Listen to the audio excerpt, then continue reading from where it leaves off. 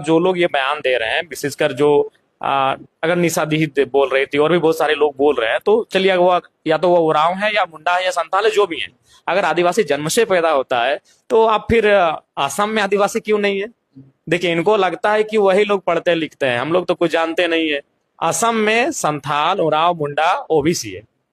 तो अगर आप आदिवासी जन्म से हैं तो वहां ओबीसी क्यों है? असम में ओबीसी क्यों है?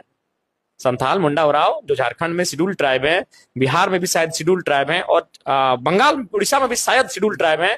झारखंड में तो खैर कन्फर्म है, हम लोग चूंकि झारखंड के हैं, लेकिन असम में यही समाज जो झारखंड में शेड्यूल ट्राइब है, यानी आदिम सॉरी अनुसूचित जनजाति है, वह असम में ओबीसी है, बैकवर्ड है। तो अगर आदिवासी पैदा होता है, बनाया नहीं जाता है, तो असम में आप आदिवासी क्यों नहीं है? वहां पिछड़ा क्यों है, ओबीसी क्यों है? और वहां क्यों आप लोग जिस तरह का झारखंड में कुर्मी समाज रेल टेका कर रहा है, आंदोलन कर रहा है अनुसूचित जनजाति यानी शेड्यूल ट्राइब की सूची में शामिल होने के लिए, सेम असम में संथाल, मुंडा, उरांव तथा अन्य जो समाज हैं वो आदिवासी में शामिल होने के लिए आंदोलन कर रहे हैं। तो ये तर्क तो सीधा खारिज कीजिए। सही बात है, जन्म से ही वो आदिवासी होता है, लेकिन लोकतांत्रिक देश में आपको सूचीबद्ध होना पड़ता है, आपको उस सूची में शामिल किया जाता है, उस सूची में आना पड़ता है।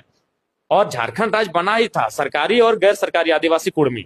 सरकारी आदिवासी यानी जो सरकारी सूची में है, और हम लोग गैर सरकारी, तो बस हम लोग गैर सरकारी से सरकारी जो सूची है, शेड्यूल, उस सूची में अपनी उपस्थिति दर्ज कराना चाहते हैं।